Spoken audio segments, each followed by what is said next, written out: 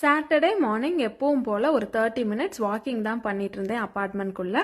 அன்னைக்கு என்னமோ பெங்களூரில் ரொம்ப நல்ல கிளைமேட்டாக இருந்துச்சு. சில்லுன்னு காற்று, நமக்கு பிடிச்ச பாட்டு கேட்டுட்டு இதை மாதிரி வாக்கிங் பண்ணால் ரொம்பவே பாசிட்டிவான ஃபீலிங் கிடைக்கும். வாக்கிங் போயிட்டு வந்ததுக்கு அப்புறமா கொஞ்சம் இளநீர் குடிச்சிட்டு என்னோட மார்னிங் பிரேக்ஃபாஸ்ட் பண்ணுற வேலையை ஸ்டார்ட் பண்ணேன். நேற்று வாங்கி வச்சிருந்த மஷ்ரூம்ஸ் இருந்துச்சு. ஸோ அதை வச்சு மஷ்ரூம் ஆம்லேட் பண்ணலாம் அப்படின்னு சொல்லிட்டு தான் ரெடி பண்ணிட்டு இருந்தேன். ஒரு பேனில் பட்டர் ஆட் பண்ணிக்கோங்க. அது கூடவே ஆனியன்ஸும் மஷ்ரூம்ஸும் ஆட் பண்ணி நல்லா வதக்கிக்கணும். Pepper, salt, chilli flakes add பண்ணி இதை நல்லா வதக்கிட்டு ஸ்டவ் ஆஃப் பண்ணிடலாம்.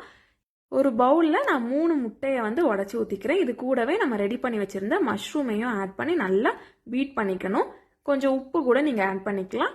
இதை நம்ம தவால ஊற்றி எப்பவும் போல் ஒரு ஆம்லெட் மாதிரி ரெடி பண்ணிடலாம். இது ரொம்பவே ஃபில்லிங்காக இருக்கும். காலையில் சாப்பிட்றதுக்கு ட்ரை பண்ணி பாருங்கள்.